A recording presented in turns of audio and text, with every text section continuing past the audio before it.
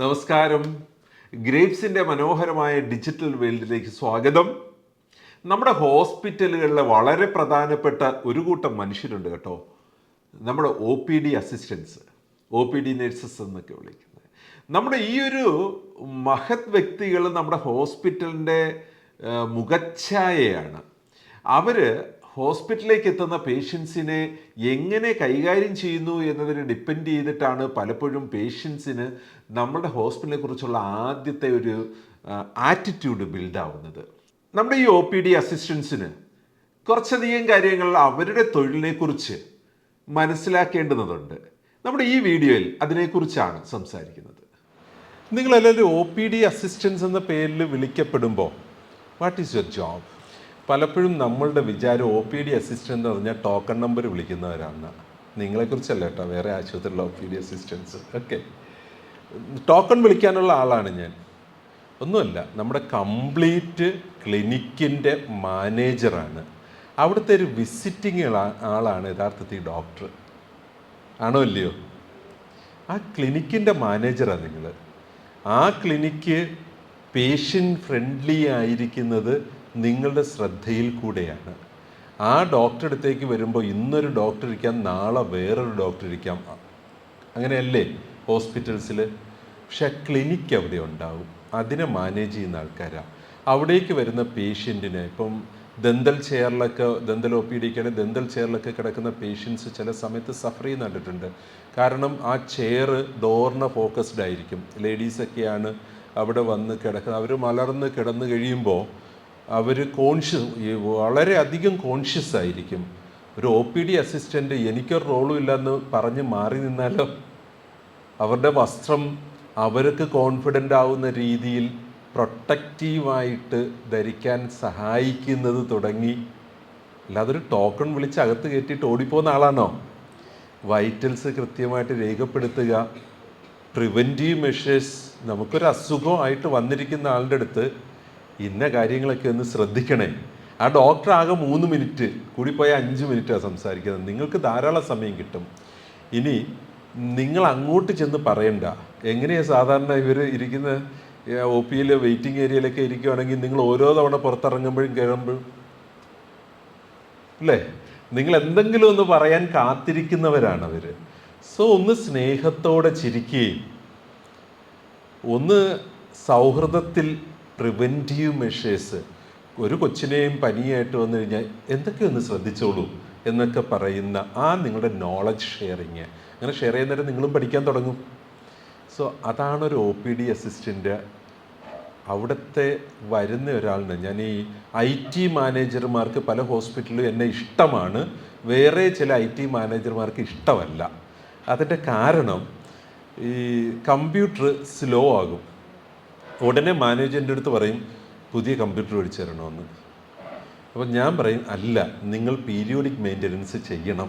പുതിയ കമ്പ്യൂട്ടർ മേടിക്കുകയല്ല ചെയ്യേണ്ടത്, periodic maintenance കൃത്യമായിട്ട് ചെയ്യണം. കാരണം കമ്പ്യൂട്ടർ ഡെയിലി ഉപയോഗിക്കുന്നതാണ്. അതിനകത്ത് ജങ്ക് ഫയൽസ്, മെമ്മറി അനാവശ്യമായ യൂട്ടിലൈസേഷൻ, അതൊക്കെ മാസത്തിലൊരിക്കലോ അറ്റ്ലീസ്റ്റ് 3 മാസത്തിലൊരിക്കലോ ആ കമ്പ്യൂട്ടറിൽ ക്ലീനിങ് പ്രോസസ്സ് ചെയ്യണം. ചെയ്താലാണ് ആ കമ്പ്യൂട്ടർ കറങ്ങി നിൽക്കാതെ ലാഗില്ലാതെ സ്മൂത്തായിട്ട് അവിടെ വന്നിരിക്കുന്ന ആൾക്കാർക്ക് ഉപയോഗിക്കാൻ പറ്റുന്നത്. അപ്പോൾ ഇത് പറയുന്നതുകൊണ്ട് പുതിയ പർച്ചേസിന് ബ്ലോക്ക് ചെയ്യുന്ന ആൾ, ഞങ്ങൾക്ക് ജോലിഭാരം ഉണ്ടാക്കി തരുന്ന ആൾ, ഇങ്ങനെയൊക്കെയാണ് ചിലർ വിചാരിക്കുക. അതേ കാര്യം നിങ്ങളുടെ അടുത്ത് ഞാൻ പറയുകയാണ്. നിങ്ങളുടെ സ്വീപ്പേഴ്സൊക്കെ അവിടെ വന്നു പോയിട്ടുണ്ടാവും, ക്ലീനിങ് സ്റ്റാഫ് വന്നു പോയിട്ടുണ്ടാവും. അതൊക്കെ കൊണ്ടൊരു പരിധിയുണ്ടെന്നേ അവിടെ വൃത്തിയായിരിക്കുന്നതിന്. നിങ്ങൾ ദിവസവും വർക്ക് ചെയ്യുന്ന നിങ്ങളുടെ ക്ലിനിക്കാണ്. നിങ്ങൾക്ക് മാനേജ് ചെയ്യാൻ പറ്റുന്ന രീതിയിൽ വേറൊരാൾക്കും അത് മാനേജ് ചെയ്യാൻ പറ്റില്ല. നിങ്ങൾ സ്വസ്ഥമായി അടുക്കിപ്പിറക്കി സാധനങ്ങൾ വെക്കുന്ന ആളാണെങ്കിൽ ക്ലീനിങ് സ്റ്റാഫിനോട് അധികം ഒന്നും പറയാതെ ആ ഫ്ലോർ മൊത്തം അവർ ക്ലീൻ ചെയ്തിട്ട് പോകും. നിങ്ങളെല്ലാം വലിച്ചു വാരി ഇടുന്ന ഒരു ക്ലിനിക് മാനേജർ ആണെങ്കിൽ അവർക്ക് കിട്ടിയ സ്ഥലത്തൂടെയൊക്കെ ഒന്ന് ചൂലും ക്ലീനിങ് മെറ്റീരിയൽസും മൂവ് ചെയ്തിട്ട് അവരങ്ങ് പോകും. നമ്മളെ തന്നെ ഡിപ്പെൻഡ് ചെയ്തിട്ടാണ് നമ്മുടെ ക്ലിനിക്കിൻ്റെ ക്ലീൻനെസ് ഇരിക്കുന്നത്. സോ പേഷ്യൻറ്റിനെ കൃത്യമായും കെയർ ചെയ്ത് ഡോക്ടറുടെ അടുത്തേക്ക് എത്തിക്കുക, അവിടെ ക്ലീൻ ആൻഡ് നീറ്റായിട്ട് ഇരിക്കുക, അവരെ ബേസിക് എഡ്യൂക്കേഷൻ പ്രിവെൻറ്റീവ് മെഷേഴ്സിൽ കൊടുക്കുക. ഇങ്ങനെ നിങ്ങൾക്ക് ചെയ്യാൻ പറ്റുന്ന ധാരാളം കാര്യങ്ങൾ അവിടെയുണ്ട്. ഇനി ഒരു ആശുപത്രിയിലേക്ക് ആദ്യമായി വരുന്ന ഒരു പേഷ്യൻ്റ് ഏറ്റവും കൂടുതൽ സമയം ആരുമായിട്ടാണ് സംവദിക്കുന്നത്? ഏറ്റവും കൂടുതൽ സമയം ആരുടെ കയ്യിലാണ് കിട്ടുന്നത്? ഒരു ഒ പിയിൽ വരുന്ന ഒരു പേഷ്യൻറ്റിന് ഏറ്റവും കൂടുതൽ സമയം ആരുടെ കയ്യിലാണ് കിട്ടുന്നത്? യെസ്, OPD അസിസ്റ്റൻസിൻ്റെ മുമ്പിലാണ് അവർ ഏറ്റവും കൂടുതൽ സമയം ഇരിക്കുന്നത്. അന്നേരം നമുക്കൊന്ന് നന്നായി ചിരിക്കാൻ അറിഞ്ഞാൽ അവരുടെ പകുതി പ്രശ്നം തീർന്ന്. നമ്മളെങ്ങനെ ചിരിക്കുകയല്ലേ? ചിരിച്ചു പോയവരെന്തെങ്കിലും ഒരിടത്ത് മിണ്ടിയാൽ ഞാൻ വർത്തമാനം പറയേണ്ടി വരത്തില്ലേ? ഒന്നുമില്ലെന്നേ, അവർക്ക് ആ ഒരു വർത്തമാനം പറഞ്ഞ് കിട്ടിയാൽ നിങ്ങൾ വിളിക്കണ്ട. നിങ്ങൾ മുഖം വീർപ്പിച്ച് നടന്നാലാണ് അവിടെ ഇരിക്കുന്ന സമയം കൂടുതലാണ് എന്ന് അവർക്ക് തോന്നുന്നത്. സോ ഇതൊരു വളരെ പേഷ്യൻ്റ് ഫ്രണ്ട്ലി അറ്റ്മോസ്ഫിയറിനെ കുറിച്ചാണ് ഞാൻ ഈ പറയുന്നത്. ഇനി നമ്മുടെ ഡിജിറ്റലൈസേഷനെ കുറിച്ച് കൂടെ ഞാൻ പറയാം. നമ്മുടെ ഡിജിറ്റലൈസേഷൻ വരുമ്പോൾ പേഷ്യൻസിൻ്റെ വെയിറ്റിംഗ് ടൈം കുറയും എന്നതാണ് ഏറ്റവും വലിയ കാര്യം. കാരണം ഇപ്പോൾ ഒരു പേഷ്യൻ്റ് ഇവിടെ വരാനായിട്ട് റിസപ്ഷനിൽ വന്ന് ഫയലെടുത്ത്, അതിനുവേണ്ടി ഒരല്പം കാത്തിരിപ്പുണ്ട് അല്ലേ? ഫയലെടുത്ത് അവിടുന്ന് കിട്ടുന്ന ടോക്കണുമായിട്ട് OPDയുടെ അടുത്ത് വന്ന് എപ്പോഴാണ് വിളിക്കുന്നത് എന്നറിയാതെയുള്ള അസന്നിഗ്ധമായൊരു കാത്തിരിപ്പുണ്ട് അവരവിടെ. നിങ്ങളടുത്ത് വഴക്കിടില്ല, കാരണം ഡോക്ടറെ അടുത്ത് നിങ്ങൾ വല്ലതും പറഞ്ഞു കൊടുത്താലോ? ഈ മാലാഖമാർ ദൈവത്തിൻ്റെ അടുത്ത് എപ്പോഴും സംസാരിക്കുന്നുണ്ടെന്നാണ് സാധാരണ മനുഷ്യരുടെ വിചാരം. ഇപ്പോൾ ഡോക്ടർമാരെ സാധാരണ മനുഷ്യർ കാണുന്നത് ദൈവമായിട്ടാണ് അല്ലേ? ദൈവത്തെ പോലെയാണ് സങ്കല്പിക്കുന്നത്. ഈ ദൈവത്തിൻ്റെ ചുറ്റും കറങ്ങി നടക്കുന്നവരെ മാലാഖമാരെന്ന് വിളിക്കും അല്ലേ? നിങ്ങളല്ലേ ആൾവേസ് ഡോക്ടർമാരുടെ ചുറ്റും കറങ്ങി നടക്കുന്നത്. എന്നിട്ട് നിങ്ങളടുത്തെങ്ങാനോ മുഷിഞ്ഞാൽ ഈ ദൈവത്തിൻ്റെ അടുത്ത് പോയി നിങ്ങൾ പറഞ്ഞു കൊടുത്താൽ ദൈവം ശിക്ഷ കൊടുത്താലോ എന്നതുകൊണ്ട് നിങ്ങളടുത്ത് മുഷിയത്തില്ല. നിങ്ങളീ കാണിക്കുന്ന വിരോധവും ദേഷ്യവും എല്ലാം ഫാർമസിക്കാരുടെ മണ്ടയ്ക്കിട്ടടിക്കും. ഓക്കെ, അപ്പോൾ ഫാർമസിയിലെ വഴക്കിൻ്റെ എല്ലാം ഉത്തരവാദികളും മിക്കപ്പോഴും നമ്മൾ ആരെങ്കിലുമൊക്കെ ആയിരിക്കും. സോ ഇത്രയേ ഉള്ളൂ, അവരെ ഒന്ന് കെയർ ചെയ്യുക. ഇനി ഡിജിറ്റലൈസേഷൻ ഈ സമയത്തെ എങ്ങനെ ലഘൂകരിക്കും? അവർക്ക് പേഷ്യൻ്റ് ആപ്പുണ്ട്. G-Health എന്നാണ് അതിൻ്റെ പേര്. പ്ലേ സ്റ്റോറിലും ആപ്പ് സ്റ്റോറിലും അത് അവൈലബിൾ ആണ്. അത് അവരെ കൊണ്ട് ഇൻസ്റ്റോൾ ചെയ്യിപ്പിക്കാം. എന്നിട്ട് അവർക്ക് ലാബ് റിസൾട്ടിന് വേണ്ടി ഇവിടെ വെയിറ്റ് ചെയ്യണ്ട, വീട്ടിൽ പോയാൽ തന്നെ അതിൽ ലാബ് റിസൾട്ട് കാണാം എന്ന് പറയുക. പിന്നെ എന്താ ഗുണം? സാർ ഇവിടെ അടുത്ത 15 ദിവസത്തേക്ക് കഴിക്കാൻ പറഞ്ഞ രാവിലത്തെ 2 മരുന്നും വൈകിട്ടത്തെ 1 മരുന്നും ഉച്ചലത്തെ 1 മരുന്നും ആ സമയങ്ങളിൽ ഡാഷ്ബോർഡിൽ വരും, നിങ്ങളെ ഓർമ്മിപ്പിക്കും. പിന്നെ അടുത്ത തവണ വരുമ്പോൾ ഈ റിസപ്ഷനിൽ വന്ന് രാവിലെ കാത്തു നിൽക്കണ്ട. നിങ്ങൾ വീട്ടിലിരുന്ന് ഡോക്ടർ ഉണ്ടോ എന്ന് നോക്കി ഉച്ചയ്ക്കാണ് വരാൻ പറ്റുന്നതെങ്കിൽ ഏകദേശം ഉച്ച സമയത്ത് ടോക്കൺ എടുക്കുക, അതിനൊരു അരമണിക്കൂർ മുമ്പ് വരിക. ക്ലിയർ? ഇനി അങ്ങനെ വന്നപ്പോൾ ഡോക്ടർ രാവിലെ OPD തുടങ്ങാൻ വൈകി, കുറേ പേഷ്യൻ്റ് ഇനിയും വെയിറ്റിംഗ് ഉണ്ടെങ്കിൽ അവിടെ ഒരു QR കോഡ് നമ്മൾ ഒട്ടിച്ചിട്ടുണ്ടാവും. അവരടുത്ത് പറയുക നിങ്ങളുടെ മൊബൈലിൽ ആ QR കോഡ് ഒന്ന് റീഡ് ചെയ്തോളാൻ. ആ റീഡ് ചെയ്തിട്ട് അവർക്കപ്പോൾ ഇപ്പോൾ വിളിച്ച ടോക്കൺ, അവരുടെ കയ്യിലിരിക്കുന്നത് 45ാമത്തെ ടോക്കൺ ആണെന്ന് വിചാരിക്കുക, വിളിച്ചിരിക്കുന്നത് 30 ആയുള്ളൂ, 15 പേരെ കൂടെ വിളിക്കാനുണ്ട്. അവരിവിടെ ഇരുന്ന് വഴക്കിടേണ്ട കാര്യമുണ്ടോ? അവരൊക്കെ ക്യാൻറ്റീനിൽ പോയി ചായ കുടിക്കുകയോ പുറത്ത് കറങ്ങിയിട്ട് വരികയോ ഒക്കെ ചെയ്യാം. പറയുക അതിങ്ങനെ ഇടയ്ക്കിട്ട് താഴേക്ക് സ്വൈപ്പ് ചെയ്താൽ മതി, ഇപ്പോഴത്തെ ടോക്കൺ അറിയാൻ പറ്റും.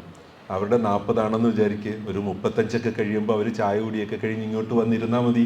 അപ്പം നിങ്ങൾക്കും വലിയ പ്രശ്നമില്ല, 4-5 പേരെ എപ്പോഴും അവിടെ ഫ്രണ്ടിൽ കാണത്തുള്ളൂ, ആവശ്യമില്ലാത്ത ക്രൗഡ് ഉണ്ടാകില്ല. അവർക്കും കൺവീനിയൻറ്റ്. കാരണം അല്ലെങ്കിൽ ഓരോ തവണയും ഓടി വന്ന് കൊച്ചി എത്രയും ടോക്കൺ ഇല്ലേ, ആ ഒരു അവരുടെ ഒരു കൺഫ്യൂഷൻ ഉണ്ട്. അപ്പം നമ്മൾ സൂപ്പറല്ലേ ആൾക്കാർ, സമയമാകുമ്പം വിളിക്കും. ഓക്കെ, അപ്പോൾ അത് ഒഴിവാക്കി കിട്ടുമ്പോൾ തന്നെ അവർ കുറേ ഹാപ്പിയായി. OPD അസിസ്റ്റൻസിന് വേറൊരു ജോലിയുണ്ട്, പ്രധാനപ്പെട്ട ജോലി. പേഷ്യൻസിൻ്റെ മെഡിക്കൽ റെക്കോർഡ്സ് കറക്റ്റാണെന്ന് ഉറപ്പ് വരുത്തുന്നത് ഡോക്ടറോ MRDക്കാരോ അല്ല, OPD അസിസ്റ്റിംഗ് നേഴ്സസ് ആണ്, OPD അസിസ്റ്റൻ്റ് ആണ്. ക്ലിയർ? എങ്ങനെയാണത് ഉറപ്പ് വരുത്തുക? നിങ്ങൾക്കൊരു ശ്രദ്ധയുണ്ടാവണം, ഈ ഡോക്ടർ പറഞ്ഞ കാര്യങ്ങളെല്ലാം രേഖപ്പെടുത്തിയിട്ടുണ്ടോ, ഇല്ലെങ്കിൽ ഡോക്ടറെ ഒന്ന് ഓർമ്മപ്പെടുത്താം. സാറേ ആ പറഞ്ഞ കാര്യം ഇതിൽ റെക്കോർഡ് ചെയ്തിട്ടില്ല കേട്ടോ, ഡോക്ടർ വഴക്ക് പറയുമോ? That's your responsibility. ക്ലിയർ? നമ്മുടെ റെസ്പോൺസിബിലിറ്റി ചെയ്യുന്നതിന് നമുക്ക് മടിയൊന്നും തോന്നേണ്ട യാതൊരു ആവശ്യമില്ല. സാറേ സാർ ഒരു സാമ്പിൾ മരുന്ന് കൊടുത്തിട്ട് അത് കഴിച്ചോളാൻ പറഞ്ഞില്ലേ, പക്ഷെ അത് പ്രിസ്ക്രിപ്ഷനിൽ എഴുതിയിട്ടില്ലല്ലോ.